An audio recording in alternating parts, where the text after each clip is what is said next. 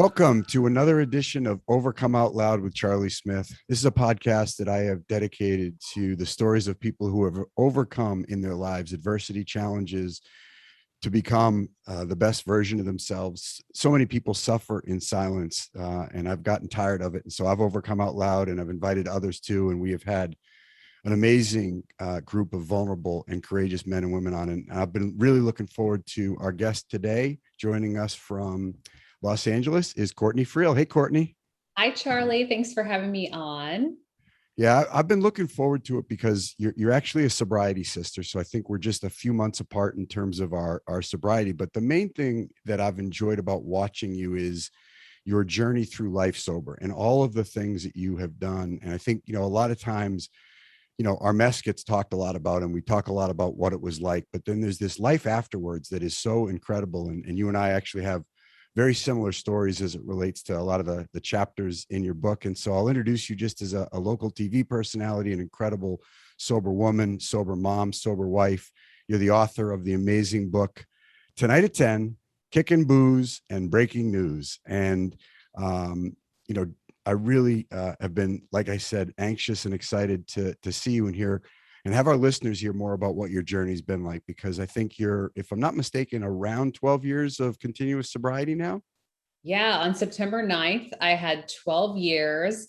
And for those who are watching this and not listening to it, I have a picture of my book behind me. And that you mentioned about how so much of the drama of the story, the drunkalogue tends to get talked about. And that's why I wanted to write this book, because I had read so many out there, like recovery books. And it was all like, here's all the crazy stuff I did.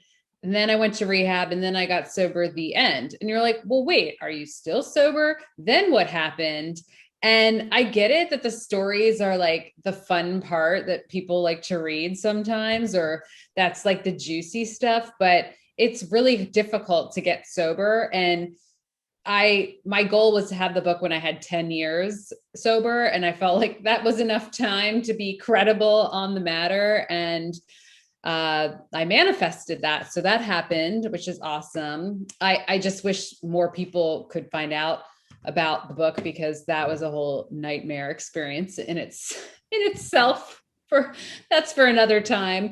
The point is that I wrote the book to help people, not to get famous, not to make money. And it's a good thing too, because the two latter things did not happen from it. But I just had so many viewers and Instagram like followers when I came out about being sober at 6 years, like ask me so many questions that like I just wanted to have one place that I could send people like, okay, you want tips, you want to know what it took for me to get sober and what the final straw was, all that, like go read my book. Yeah, and it's so well done. And I love the way you broke down the chapters, because you take us all the way through. I think at the end it's about having fun, but you talk about the meditation, you talk about divorce, and you and I have, like I said, you'll see a lot more. Parallel So stories. yeah, for sure. And so that's, I think, one of the things is your dynamic sobriety. And I don't mean that from an external flamboyant. I just mean how clear you are about how fun and challenging life is as a mom and a new wife and all the things that you've gone through. And so you use the term, it's hard to get sober. Can you tell us a little bit about your origin story? I know you found alcohol kind of later than some of us. I started at 12. I think you made it till 15 or so in high school. Is So that me? Every now and then I run into people who didn't start drinking till they were 30, but they're still, in the program of recovery. So they got there anyways.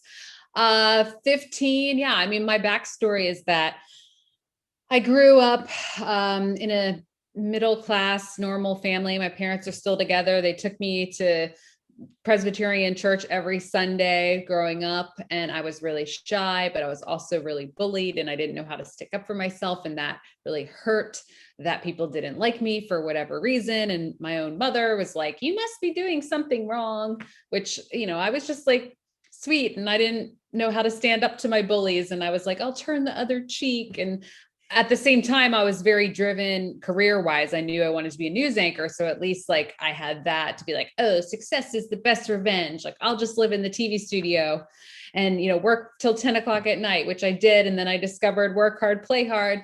when I started drinking, which also helped me numb out the pain of not being liked. And it also helped me come out of my shy shell and be this fun and funny person who suddenly had all these party friends. Like I had found my tribe.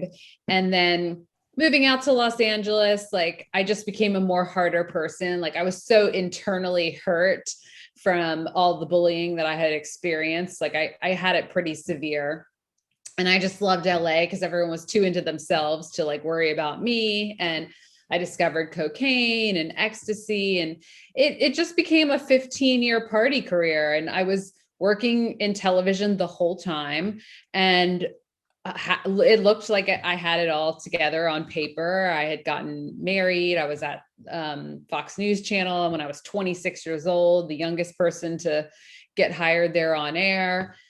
And then ultimately, being in New York, I've heard that it's many people's downfall because it was like, wow, the bars are open till 4 a.m. and we don't have to worry about driving because there's cabs, and all the shrinks hand out, Ambien and Adderall and Xanax, like it's candy, and everyone does Coke, and it's just like a crazy party. So I ended up with 7 people surrounding my bed. And thankfully, in that very hungover state, I had enough sense that I knew if I went to rehab that it would be the best decision for my life. I knew that I had more to offer this world, and I knew I deserved more for myself too. So I mean, I will, sing the praises of sobriety all day long, because I went from someone who had to drink before I did every single thing except anchor the news. I never drank and anchored the news. I was severely hungover and made poor decisions because of my partying the night before. But, I just am so much clearer headed, and there's nothing I want to do with the drink. Like that was lifted, and it's so amazing. Yeah, I've really enjoyed that part of it. That's social rejection, and I think a lot of us kind of don't feel comfortable in our own skin at young ages, and the pressure of, not fitting in high school and bullying. I was put into special ed when I was young for various reasons, mainly because I was being abused at home and they didn't know what was wrong with me.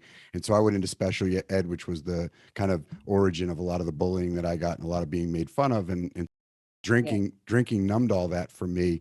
Um, the hard thing I think for me, and I think, and so I had this idea like you, that if I could get successful, I could chase, that kind of destination disease. When I get, I'll show them, I'll do this. But there's that old saying, wherever you go, there you are. And, tell me a little bit about how hard it was for you to look at being an alcoholic when from the outside, it looked like you were successful. I mean, the powerlessness, the unmanageability, it's like you were gainfully employed. And I think both of us know the elevator does go all the way to the bottom and you can get off wherever you want, but it's harder when the trappings of the external vision that we put out there of ourselves, I think as you've described, being also a frustrated chemist as I was, we go to any lengths to really numb the pain of the truth of who we are. So how hard was it for you to come to grips with the fact that this has progressed to a point where you had to do something about it when you had such material and professional success? I think that, like so many people out there, I had the perception that alcoholics were people that were living on the street, weren't paying their bills, passed out on the couch, beating their wives all the time. And I didn't understand that the synapses in my brain just don't allow me to have one. I mean, clearly from experience, I knew that, but it took me a while to realize that, oh my gosh, I'm such drama. I keep blacking out all the time. Like I'm doing stupid stuff. I'm getting in trouble with work. This is not good to be taking Ambien before going out to a club. Like people had said things to me along the way. I mean, when I was a sophomore in college, I worked at a tanning salon and I did cocaine every single day with my boss. And I did it at school, in the bathroom, in the library, and I got straight A's. And that year, the only year I got straight A's, sadly, was from being high on cocaine the whole time. But at the end of the year, I had a huge, I felt like I had a man standing on my chest, and this, such like, I thought I was having a heart attack. I ended up in the hospital, and Of course, didn't say, oh yeah, I've been doing cocaine every day for a year. And it turned out to be really bad acid reflux. But I tried to quit after that. And I just kept coming back to doing more cocaine and in my drinking. And I had gotten in trouble when I hosted the World Poker Tour.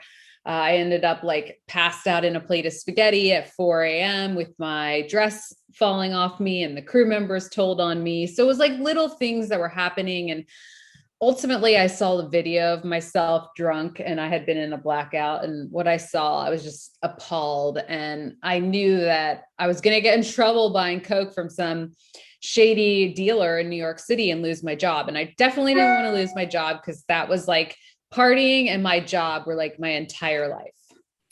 Yeah, I think that's an interesting segue because you went to rehab. Thank God you were intervened on at the time, and that you were able to arrest this. You know, and it does progress, right? It will get worse. It doesn't get better. You can tell from the experiences you were having, it wasn't getting any easier to deal with this kind of, this thing on your chest or this thing on your heart. So you go to rehab and find sobriety and come back from sobriety. And I think what's interesting about your story, which I really love, is what you just talked about, how you had wrapped up your identity in a few things. You had wrapped up your identity in being a TV personality, and you wrapped up your identity in your success and work, and now and partying. So it was like work and party is who I am. That's what I do. I go on the news and I'm on TV and I party at night. And now here I am 28 days later, and I applaud the commitment you made to recovery. I know you did outpatient as well, but both of those things are now gone, and you had to really look at who you, kind of that internal narrative around who you were. And what was that discovery process like? I'm sure, as it was for me, it was not fast and it was revealing, but it sounds like it must have been really eye-opening for you to finally get to know who you are. Yeah, I always say I was living so unconsciously, and I I like would that. brag about how shallow I was. Like, I'd be like, I float on the surface. Don't give me any of that deep stuff.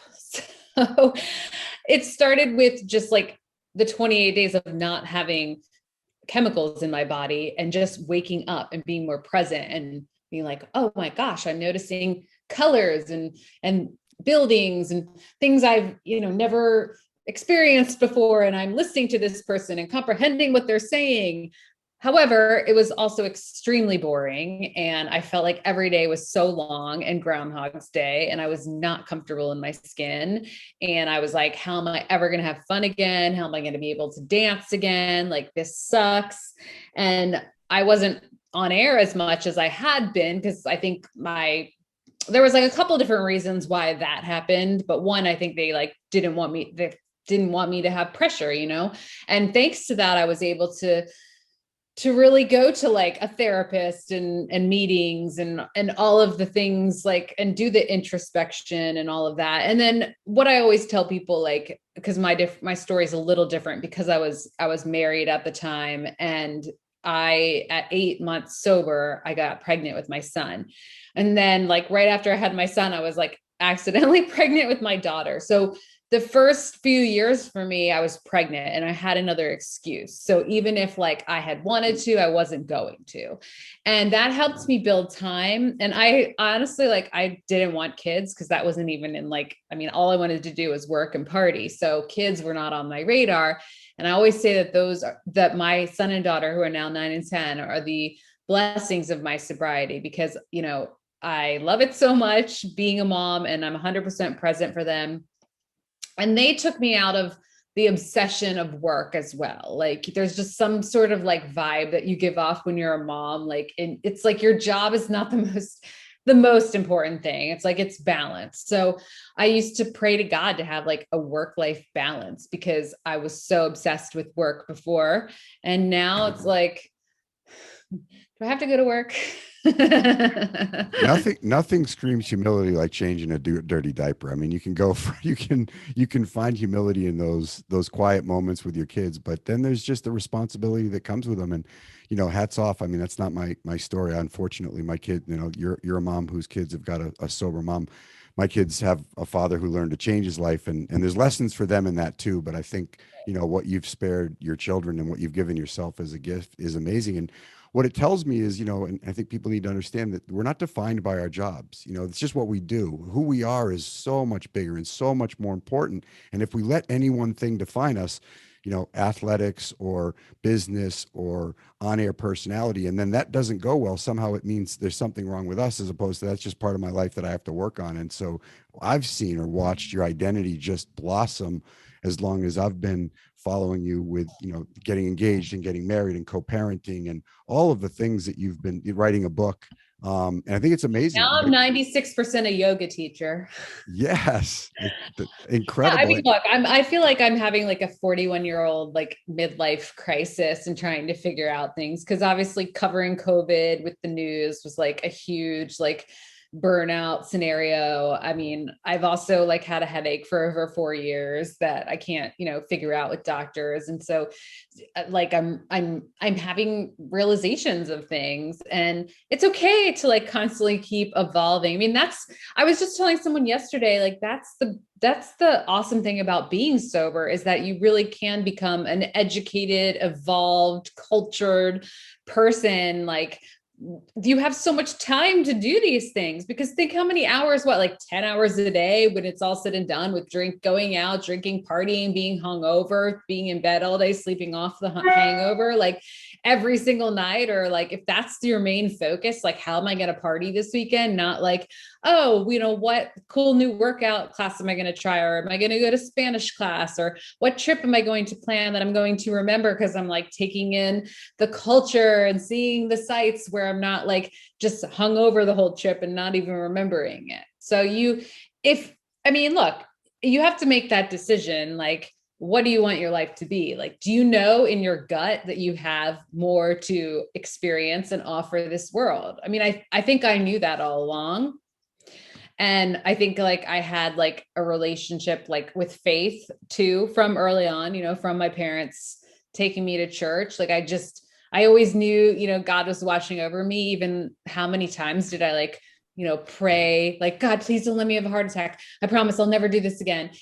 I'll throw these pills out the window. I remember like throwing pills out a window driving, because it was like these like speedy pills, and I was like, I'm gonna have a heart attack. I promise God I'll never do them again. Like, just let me live through the night. Just let me live through the night. And now like I'm so grateful, like all that's a life away. Like and it's good to keep talking about it and remembering it. Not that like I would ever be anywhere close to like wanting to use, but like I do have to remember that I can't, I have to remember this. Like when people are like, and they don't ask me now, but it's like, oh, do you think you could ever have a glass of wine again? Like, I know that, and this was another reason I knew it was getting bad too. Like, I would make sure I lined up my cocaine before I would go out drinking, because I just knew the pattern was the moment I had a sip of alcohol on my lips, I wanted cocaine. So, like, I just know that that's exactly how it would be, because I'd be like, oh, great, I messed it all up. I might as well get my Ambien back and my pills. And it would be a disaster. And I don't want that. Yeah, and if you never take the first one, I think that's what's so amazing. If you never take the first one, the craving doesn't kick in, and it's up to us. I live out here in Thousand Oaks, and I always tell people it's like, and I actually get a lot of this from you, because it's like out here when the weather cools down, the fog rolls in from the ocean, and as the day heats up in the morning, the fog rolls out. And to me, that's my recovery. It's like, if I can keep my recovery current, if I can stay meditating, if I can stay praying, if I can stay doing the things that I do to stay sober, I keep that fog. And it doesn't take long to let those things. And I've heard you talk even just about your own meditation practice, how even just a few days of, getting outside of your meditation, you can feel something's off. You can feel I that there's like a that. little difference. The fog's creeping in. It is the fog, the alcoholism, addiction, low self-esteem fog. I like to keep that out on the ocean and not in my life. Well, But it and I takes will work. share, like, if anyone's feeling that at all, like for me, the best thing that I've discovered, obviously, I love meditating and I do it 20 minutes every single day, but journaling, like I'd say like 3 to 4 times a week, or definitely whenever I'm in a funk about any sort of emotion, I set my phone timer for 20 minutes and I just like journal all my, anger, anxiety, or feelings. And by the time I'm done it, I'm like in a trance, and then I feel so much better. And usually I don't even feel those thoughts anymore.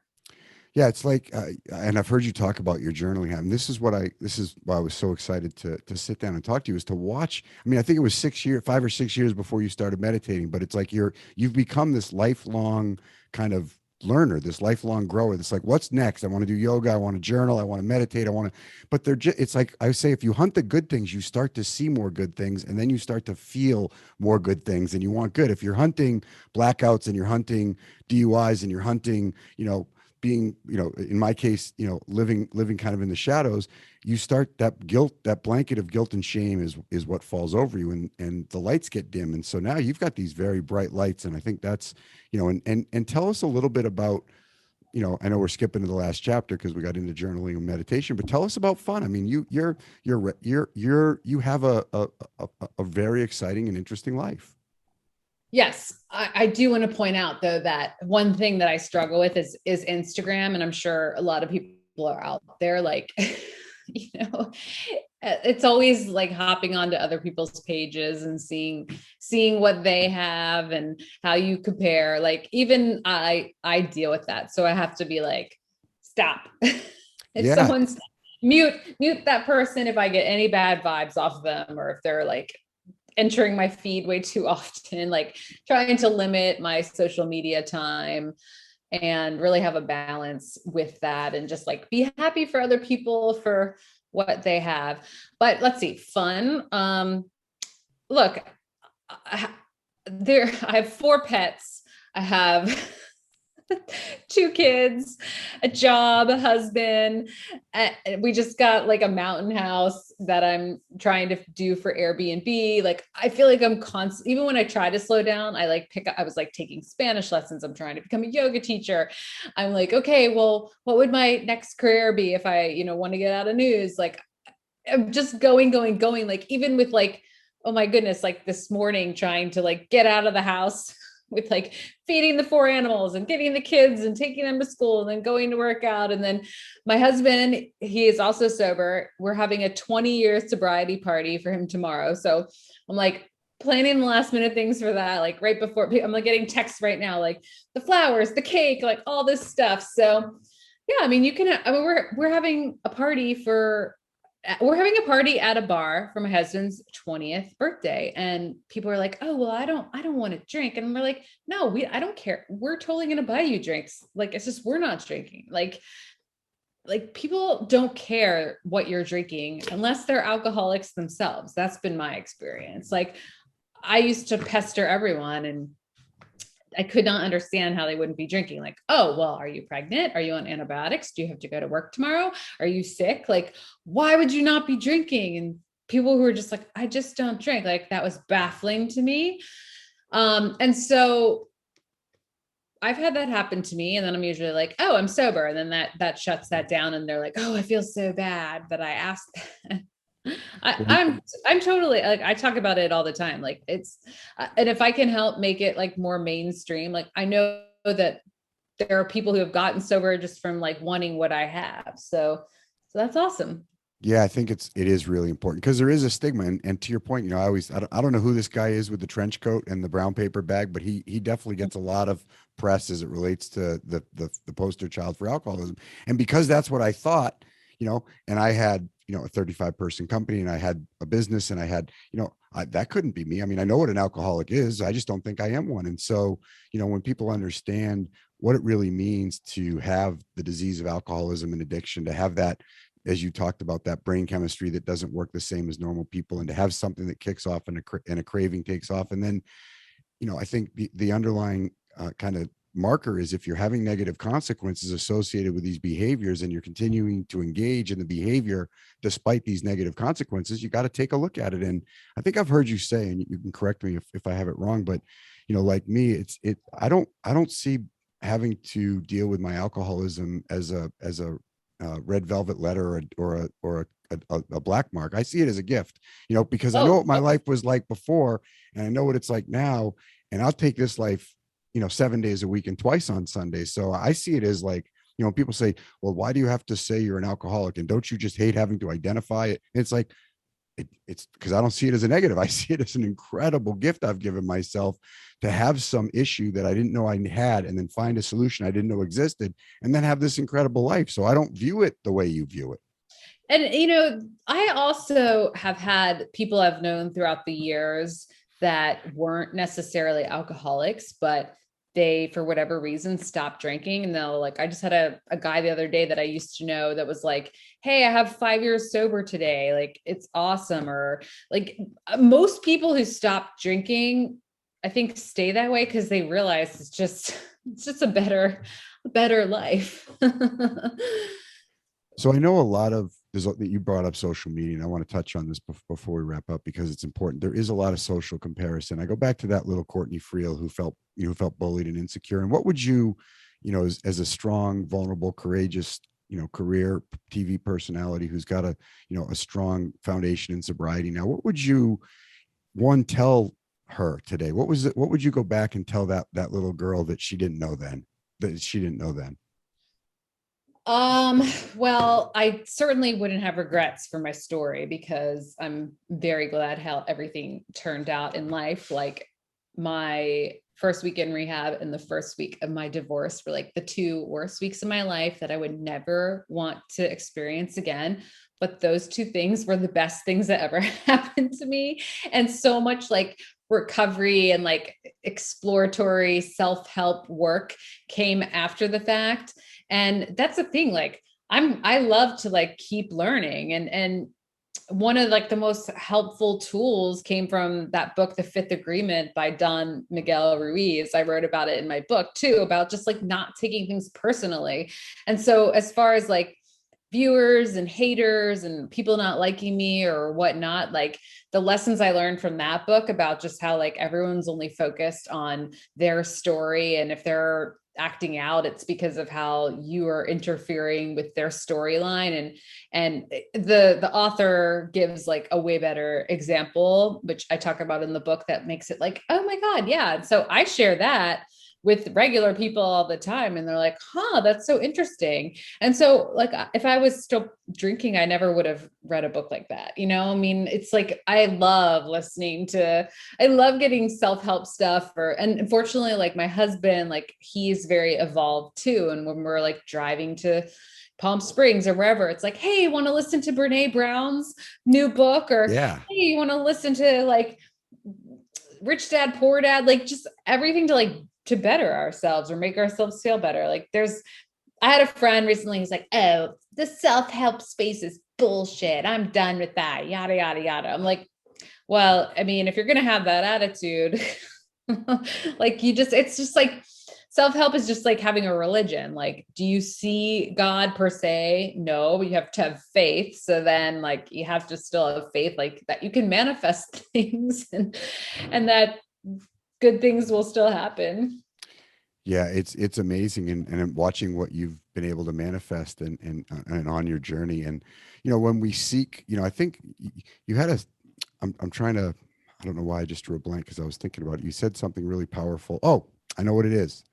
You said, and I love this, and I'd love for you to expand on it before we wrap up, because you said recently, or at least in a podcast that I heard you on, that we have the ability to write our own narrative, that we speak the words about the life that we're living, and we can view it either way. We can either view, I don't get to drink anymore and this life's going to be miserable, or we can view it as as you were just talking about, what an opportunity to grow and learn. And where did you learn how powerful it is to own the pen to the story of your life and to decide for yourself? And that's kind of one of my platforms now, is that this is my life and this is my pen, and I'll decide what I'm going to write on the pages of my life. Where did you start to take control of the pen to the story of your life and really change your narrative? I think a lot of it was like certain books I've read, like The Power of Now by Eckhart Tolle or Tolle, however we say his name. And The Power of Your Subconscious Mind was really helpful for me too. And then the fifth agreement, which is like the four agreements, but they just added another one. And like with journaling, and I mean, just so much self-help work like that, like not making assumptions, not taking things personally, like not, realizing that, of course, that social media is like people just putting their best stuff out there. For me, I've always been authentic. Like that's my whole Keep It Friel thing. Like I'm comfortable with people knowing what's going on with me and like my body. I'm like, whatever, I don't care. And I think people like me because of that. But I think it's just, I don't want to feel bad. So if I'm waking up and I'm feeling bad, like, and or, I have a headache situation and sometimes I'm in bed for like 2 days. I'm like, guess what? I can't be doing this, like laying in bed all day, and I don't want to be. So I need to mind bleep myself out of this. So if that means reading 10 books on chronic pain, so I'll do that. Or, I'm constantly listening to audibles and just getting little gems. Although some of it now I'm like, okay, I have a pretty good tool belt because a lot of this stuff is repetitive It now. is. Yeah. But it is, It but it's works. not, Clearly it everyone says does. it because it works. Well, what I see with you, and what impresses me so much is just you've built a foundation, and then you've just kept building with the right bricks, whether it's been adding journaling or adding meditation. But the authenticity, you say, I think that's why. I think it's because people want authenticity. People are afraid of authenticity, but they want it, and they want to relate to people that are being their authentic self. And you've done just an amazing job of that, and I think really changing the narrative around alcoholism and addiction, and how it can be such a lifeline to such a better life. And I just, like I said, I was really excited to have you come on and share your story, since I've been following you. And I just want to thank you for being so courageous and so vulnerable and so authentic with us. Oh, thank you. And I love your background, by the way. Oh, You're well, thank you.